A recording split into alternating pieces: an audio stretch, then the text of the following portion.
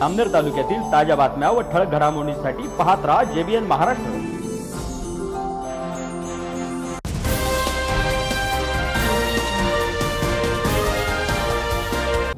नमस्कार, मी मिनल चौधरी। पाहूया काही ठळक वृत्त। जामनेर तालुक्यातील पाळधी येथील जिल्हा परिषद शाळेत सन 1969 मधील इयत्ता 7वीच्या विद्यार्थ्यांचा स्नेह संमेलनाचा कार्यक्रम तब्बल 56 वर्षांनंतर मोठ्या उत्साहात संपन्न झाला। दीर्घ काळानंतर एकत्र आलेल्या वर्गबंधूंनी आपल्या शालेय जीवनातील आठवणींना उजाळा देत जुन्या आठवणींना पुन्हा एकदा जिवंत केले। कार्यक्रमाच्या सुरुवातीस महापुरुषांच्या प्रतिमांचे पूजन व दीपप्रज्वलन करण्यात आले। त्यानंतर 1969च्या बॅचमधील दिवंगत विद्यार्थ्यांना भावपूर्ण श्रद्धांजली अर्पण करण्यात आली। या स्नेह संमेलनाचे सूत्रसंचालन अमित मुंडेसर यांनी केले, तर कार्यक्रमाचे प्रास्ताविक 1969च्या बॅचचे माजी शिक्षक पीतांबर पाटील यांनी केले। यावेळी अशोक बावेस्कर, तुकाराम पाटील, किशोर पाटील, रघुवीर परदेसी यांच्यासह इतर वर्गमित्र आपल्या शालेय जीवनातील आठवणी सांगत त्या काळातील अनुभव कथन केले। दीर्घ काळानंतर पुन्हा एकत्र येण्याचा आनंद, आपुलकी व भावनिक क्षणांनी हा स्नेह संमेलनाचा कार्यक्रम अविस्मरणीय ठरला।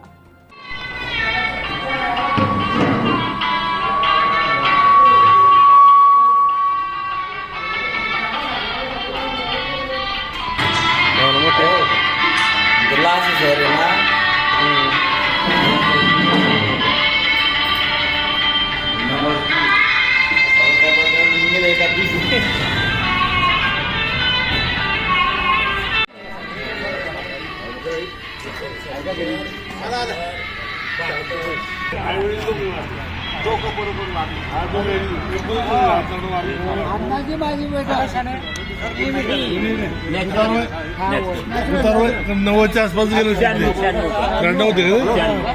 दोघी स्वभाव खूप चांगला। या तुमच्या गावात या मराठी शाळेमध्ये मोठे मोठे कार्यक्रम आहे, तुम्हाला माहिती का?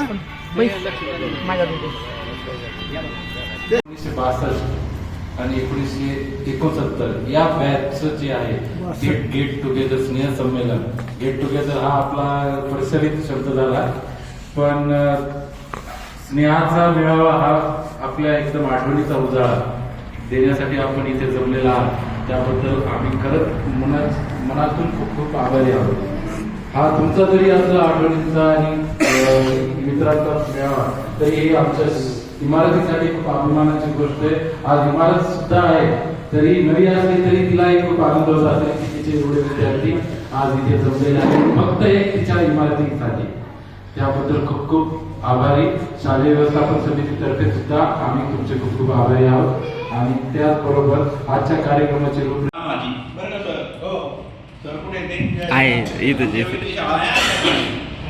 स्मरून आहे शाळा माझी शेणमातीने सारवलेली, शेणमातीने सारवायचो आपण। स्मरून आहे शाळा माझी शेणमातीने सारवलेली, प्रवेश घेता पहिला बालपणाने बावरलेली। आपण प्रवेश घेताना असं बावरत असतो। कौलारू शाळा माझी, बरं का? कौलारू शाळा माझी गावापासून लांबच थोडी, कौलारू शाळा माझी गावापासून लांबच थोडी, अनवाणीने पायी चालता लावून गेली भलतीच गोडी। कोणाकडे चप्पल नसायची, पायी पायी जायचो आपण। पडक्या भिंती गळकी कवली, पडक्या नव्हत्या, पण आता एक पडक्या भिंती गळकी कवले, प्रकाशाचे धुळी कवडसे। त्या याच्यातून असे कवडसे यायचे आपल्याला। पडक्या भिंती गळकी कवले, प्रकाशाचे धुळी कवडसे, कुतूहलाती धरून पाहता एकमेका उगीच तडसे। तिलाही का लहानपणामध्ये कवडसा आहे आपण कुतूहला हातू धरी पाहता एकमेकांना उगीच तडके। आता पुढचं ओळ अशी, सकाळची ती नित्य प्रार्थना, सकाळी प्रार्थना म्हणजे आमच्या 7 वाजता, सकाळची ती नित्य प्रार्थना एक सुराने निनादलेली, आईची ती पोर कविता ओल्या डोळी गदगदलेली, पोर काटेवर एकदम एक सुरात म्हणायचं, त्याचा तो अंतर्भाव आहे। समोरचे ते भव्य पटांगण, समोरचे ते भव्य पटांगण मधल्या सुट्टीत गजबजलेले, सुट्टी झाली म्हणजे खो खो लंगडी खेळ खेळता हात पाय धुळावले, धुळीने भरून जायचं। तुम्ही इथे मैदान ठेवलेलं नाही, आमच्या इथे मोठं मैदान होतं इथं, नाही का? तालुका स्तरावरच्या स्पर्धा झालेली आहे. जरी दरारा गुरुजनांच्या शिकवण्याचे प्रेमळ सुप्त शिकवण्याची पद्धत आणि भोग ओल्या बाभळीचा हातामध्ये वळवळ फक्त राहायची ती काठी हातामध्ये पण मारलं कधी नाही दाग दाखवायचा फक्त कालीमाता हा कुणी न मोठा कुणी दाखला कुणी गरीब श्रीमंत या जातीचा त्या जातीचा असं काहीच नव्हतं कुणी न मोठा कुणी दाखला शाळा गेली शिकून शाळाची शिकवण अजूनच मरते आणि घंटेचे ते टोल वाजता हृदय माझ्या इथे भरते त्या आठवणीने आणि शेवटच्या कवितेत शेवटच्या कडव्यात असं म्हणतोय मी पडल्या भिंती पडली शाळा पडल्या भिंती पडली शाळा इतिहासाला थोडे ओझे इतिहास झाला होता पडल्या भिंती पडली शाळा इतिहासाला थोडे ओझे ज्ञानगण शाळा संस्काराचे अजूनही मात्र ताजे झाले अजूनही मात्र ताजे झाले झोकाया ओ एक हवा का झोकाया टूटा डाली से फूल ना पवन की ना चमन की किसी की ये भूल किसी की ये भूल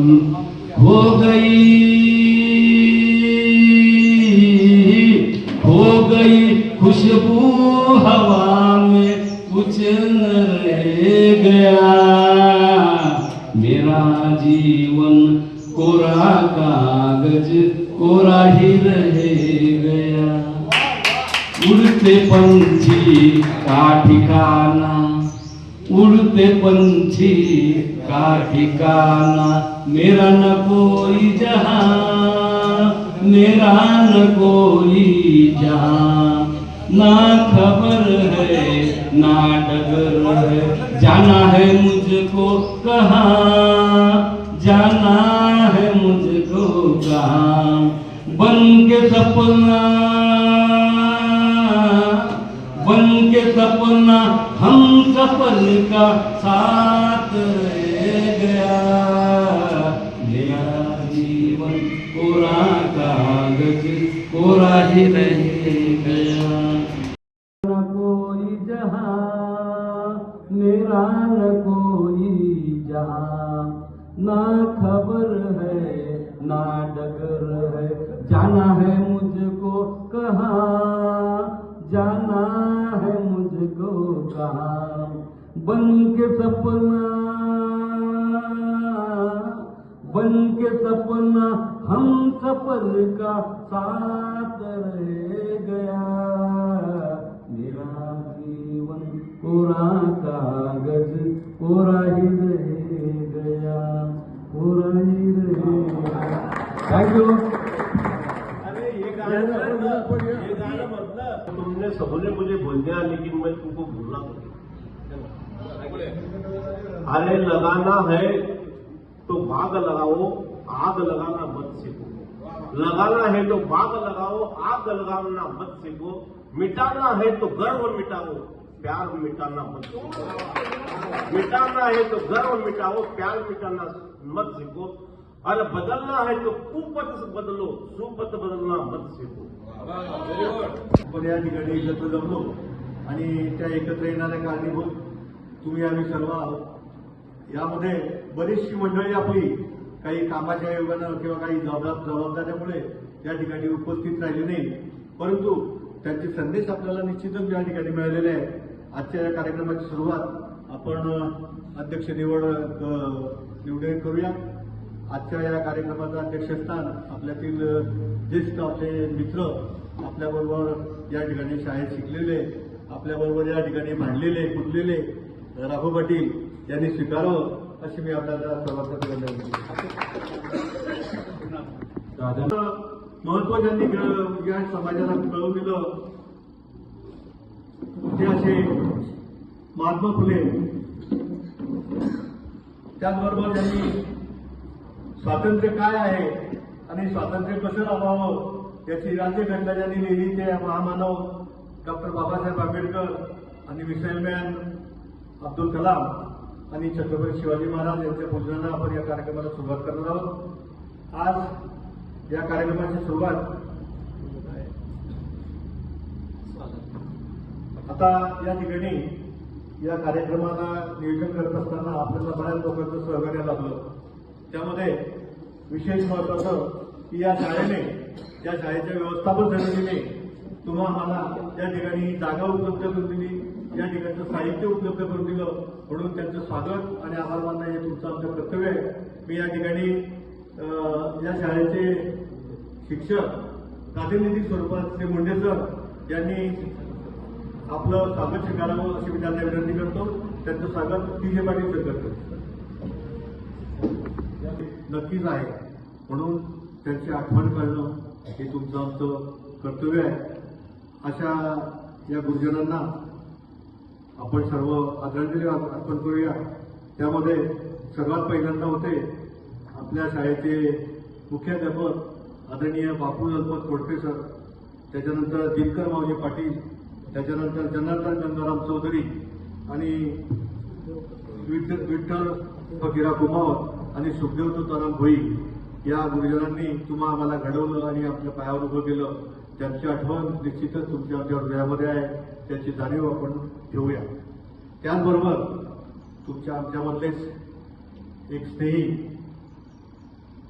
करवंदे भेट एकनाथ शामराव करवंदे यांच्या सहधर्मचारिणी नुकत्याच मागच्या आठवड्यामध्ये निर्वतल्या आपल्याला सोडून गेल्या श्रीमती सौभाग्यवती मथुराबाई एकनाथ करवंदे या सुद्धा आपल्यातून निघून गेल्या. त्यांची सुद्धा आठवण आपण या ठिकाणी करूया. त्याचबरोबर मित्रांनो, तुमच्या आमच्याबरोबर या ठिकाणी वाढलेले, खेळलेले, कुदलेले, आपल्याशी भांडलेले, दोन बोटाची कट्टी आणि बोल केलेले असे सारे स्नेही जे या ठिकाणी हयात नाहीत, त्याची सुद्धा आठवण करणं हे तुमचं आमचं कर्तव्य आहे.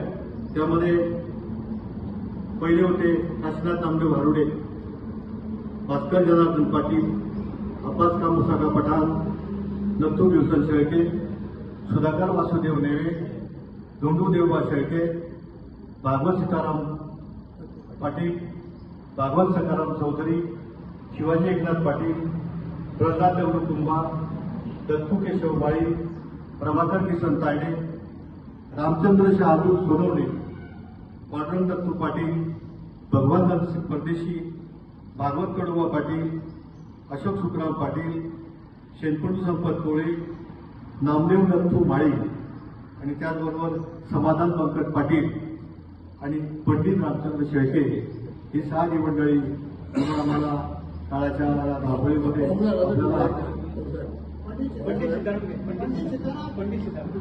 पंडित सीताराम पाटील, आपल्याला सत्यवान भगवान पाटील आणि पंडित सीताराम पाटील हे दोघं राहून गेले. त्यांची सुद्धा आठवण आपण या क्षणी काढूया आणि त्यांना आदरांजली करण्यासाठी आपण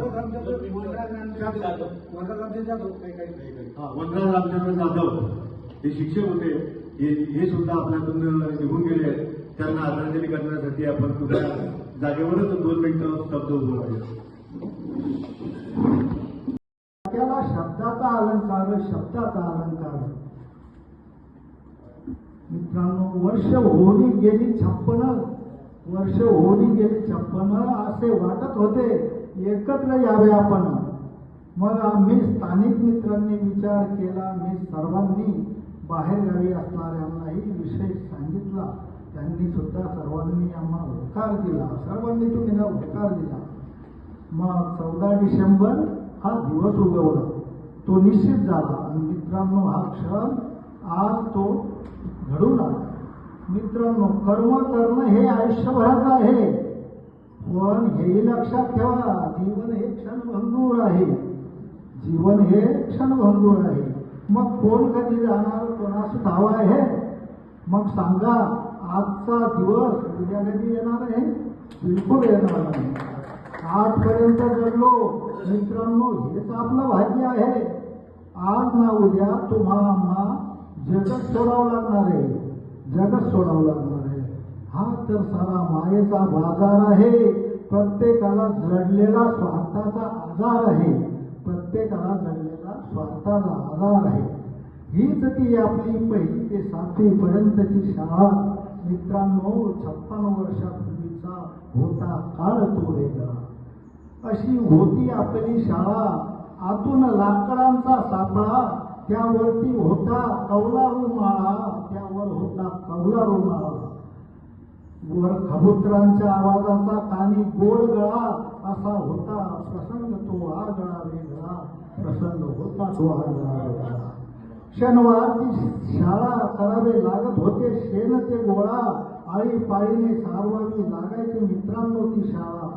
अंगणी टाकावा लागायचा तो सडा. रांगोळ्यासाठी मुली रंग आणायचा वेगळा वेगळा. बसायला नाही होते बाक, नाही होती ती चटई. बसायला नाही होते बाक, नाही होती ती चटई. खाली बसल्याशिवाय पर्यायच होता नाही, पर्यायच होता नाही. पावसाळ्यात पडता पावसाच्या त्या धारा, येतो होतो पूर्वीच रस्त्याने गारा. किंचित असायची छत्री काहीच्या अंगावर, घोंगटा असायचा बहुतेकाच्या अंगावर, बहुतेकाच्या अंगावर. कसलं ते दप्तर, हाताचं पाठीपुस्तक, तसेच चालायचे हसत खेळत. गुरुजी होते तेव्हा कडक स्वभावाचे. शिक्षा दिल्यावर घरचे आई वडील समजवून घ्यायचे. गुरुजी होते विठ्ठल पतिरा कुमावत, कधी नाही बोलले रागवून मोठ्या आवाजात. असे गुरुजी विठ्ठल पतिरा कुमावत. गुरुजी होते पाटील दिनकर, स्वभाव होता त्यांचा खडतर. पाया खाली दाबून अंगठा, वर उचलून पोटाला देत होते चिमटा, पोटाला देत होते. गुरुजी होते जनार्दन गंगाराम चौधरी. कुठल्याही प्रश्नाचं उत्तर समजावून सांगण्यात होती त्यांची कर्तव्यारी, होती त्यांची कर्तव्यारी. बिना आंघोळ केलेल्या मुलांना शाळेत बसवत नव्हते. बिना आंघोळ केलेल्या मुलांना शाळेत बसवत नव्हते. पायऱ्यावर बसून त्यांची आंघोळ सुद्धा करून देत होते, आंघोळ सुद्धा करून देत होते. ज्या मुलाने भांडण केली, गुरुजी होते सुखदेव तोताराम भोई. ज्या मुलाने हे मला आठवतं, तुम्हाला आठवत असेल कदाचित. तर अशी परिस्थिती त्यावेळेला होती आणि त्याचा परिणाम म्हणून की काय, आम्हाला सुद्धा या शाळेमध्ये आपण सर्व शाळेमध्ये गोधड्या घेऊन यायचो. इथेच अभ्यास करायचो कंदिलाच्या प्रकाशामध्ये. गुरुजी इथेच थांबायचे. चौधरी गुरुजी चौधरी गुरुजी इथेच थांबायचे. मुली सुद्धा यायच्या अभ्यासाला. मुलींना सोडायला जावं लागलं. 2 मुलं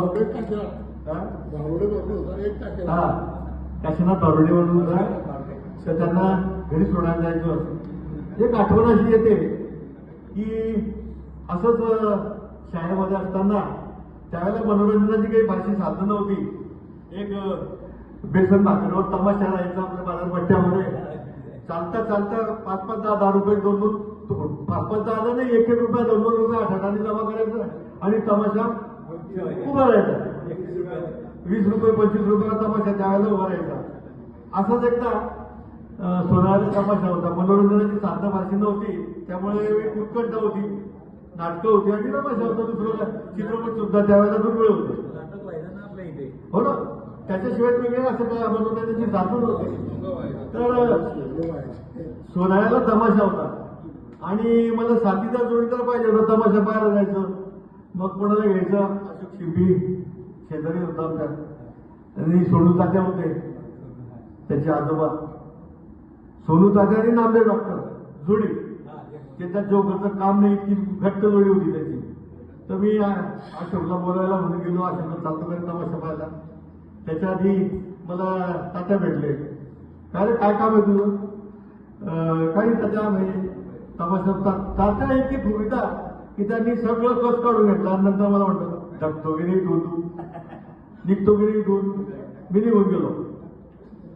उजेडेपर्यंत तमाशा चालतो, उजेडेपर्यंत तमाशा झाला. दुसऱ्या दिवशी शनिवार सकाळची शाळा. तसं झालं. घरी आंघोळ केली, दप्तर उचललं, शाळेत झालो. आणि रात्रभरचं जागरण तमाशा पाहण्याचं काय होणार. इकडे चौधरी गुरुजी शिकवतायत भिंतीवर फळ्यावर आणि मी इकडे असं डुलक्या देतो. मी डुलक्या देतो. चौधरी गुरुजींनी पाहिलं. चौधरी गुरुजींनी पाहिलं. काळ्या रंगाचा रूळ होता, कालीमाता म्हणत आम्ही आम्ही त्याला. त्या काठीने इतकं झोडपलं की त्याची आठवण आजपर्यंत आहे. पण हे जेवढे होते, जेवढे ते कठोर होते, तेवढे मवाळ सुद्धा होते. एकदा असं झालं, जाताना शाळा सुटताना आम्ही रस्त्याने गेलो मारुतीच्या मंदिराजवळ. एक गोपाल बडगुजर म्हणून होता, गोपाल देवचे बडगुजर म्हणून होता. त्याचं माझं थोडंसं वाद झाला. त्याच्या हातामध्ये कैरी घाल होता, कैरी कच्च्या कैऱ्यात होता, तो ब्लेडने ते चालत होता. त्याने वाद झाला, त्याने काय केलं, सरळ ते ब्लेड माझ्या तिथे खांद्यावर मारलं. ते कापलं गेलं, रक्त आला. पण हे आमच्या चौधरी गुरुजींना कळलं. चौधरी गुरुजी मला घरी भेटायला आले, घरी पाहायला आले. माझ्या वडिलांना सांगितलं त्याला किती लागलंय, काय लागलंय. म्हणजे एवढे मवाळ, वरून कितीही कशीही कठोर दिसत असले तर एवढे मवाळ आमचे गुरुजी होते. आणि त्यांनी दिलेल्या ज्ञानाचं, त्यांनी केलेल्या कामाचं फळ म्हणून आज तुम्ही आम्ही या ठिकाणी एकत्र जमलो आहोत. त्याचं श्रेय त्यांना द्यायला काही हरकत नाही असं मला वाटतं. मित्रांनो, माझ्या कौटुंबिक पार्श्वभूमी सांगायचं तर आम्ही 5 भावंड, त्याच्यात माझा 4था क्रमांक. आणि मी 11वी झाल्यानंतर डीएडला गेलो. मोठे बंधू शिक्षक होते, त्यांची इच्छा नव्हती तुम्ही डीएडला जायचं. पण मी मधल्या काळामध्ये 2 प्री डिग्री सायन्सला द्यायला गेलो. कारण इथून मराठी मीडियमला फिजिक्स केमिस्ट्रीचं क म्हटला ख येत नव्हता. आणि ती फिजिओलॉजी आरोग्यशास्त्र होतं त्यावेळेला आपल्याला 11वीला, शरीर आरोग्यशास्त्र. तिथे गेलं, सगळं लेक्चर इंग्रजीमध्ये, जे इंग्रजीची जेमतेम बोंब. कारण आमचा 11वीचा इंग्रजीचा विषय हा डी.आर. गडू सरांकडे होता. डी.आर. गडू सर म्हणजे मुख्याध्यापक. आणि ते अमावस्या पौर्णिमेसारख्या आठवड्यातून 15 दिवसातून एकदा यायचे. एकदा एक धडा घेतला की एका दिवसामध्ये 7-8 धडे करून मोकळं व्हायचे. त्यामुळे इंग्रजीची बोंब आणि ते प्री डिग्री सायन्स तिथेच थांबलं. जेमतेम नापास झालो. मग आता काय करायचं. आणि त्याच कालावधीमध्ये वडील वारले. वडील वारल्यानंतर काय करायचं तर कुठलं तरी शॉर्टकट म्हणून मी डीएड जॉईन झालो. डीएड झाल्यानंतर त्यावेळेला एवढे डीएड बनलेले होते की कोणीच कोणाचं गोष्टी घ्यायला जात होते. मग 2 वर्ष 77 ते 79 घरी बसायचं नाही, गप्प बसायचं नाही, काहीतरी केलंच पाहिजे. म्हणून ओळखीच्या रूपाने पांडुरंग विठ्ठल पाटील म्हणून मित्र होता, त्याच्या रूपाने आम्ही भांडुपला गेलो. भांडुपला होतो मी, कस्टम भाऊ तिथे आमच्याकडे आले होते. भांडुपला गेलो, 2 वर्ष कंपनीमध्ये काम केलं. तिथून परत आलो 79ला. आणि 79 ते 81 एका हायस्कूलला जॉईन झालो शिंदळला. आणि मी त्या पिरियडमध्ये 77 ते 79च्या पिरियडमध्ये मी मुंबई महानगरपालिकेमध्ये अर्ज केलेला होता. आणि योग असा की 79ला मी तिथे जॉईन झालो. 81 पर्यंत शिंदळ हायस्कूलला आलो. पण त्यावेळेला बॅकलॉगची परिस्थिती वेगळी होती. अप्रुव्हल निघत नव्हतं. अप्रुव्हलची परिस्थिती फार वाईट होती. 2 वर्ष बिना पगारी नोकरी करावी लागली. आणि योगायोग असा की मुंबई महानगरपालिकेची ऑर्डर आली. मुंबई महानगरपालिकेची ऑर्डर आली. ते सोडून दिले, ते दावे फेकून दिले आणि तिथे जॉईन झालं 81 ते 84. पण 84ला या शाळेत आपण एकत्रित जमलो. उपस्थित आमचे अध्यक्ष, आपले विद्यार्थी साहेब, अशोक भाऊ शिंपे, हे बाकी सर्व तिथे, काही स्थानिक, काही इतरत्र बाहेरून आले. संत कबीर शाहू आंबेडकर फुले जनजीवन जयांनी उद्धारिले. सारे आयुष्यच देशासाठी त्यांनी वाहिले. या बातमी इथेच थांबूया. ताज्या अपडेट्ससाठी www.jbnmaharashtra.com या आमच्या वेबसाईटला लॉग इन करा. तसंच यूट्यूबवरील आमचे व्हिडिओ पाहायला विसरू नका. आणि गुगल प्ले स्टोअरवरील JBN न्यूज ॲप डाउनलोड करून JBN महाराष्ट्र चॅनल लाईव्ह पहा. नमस्कार.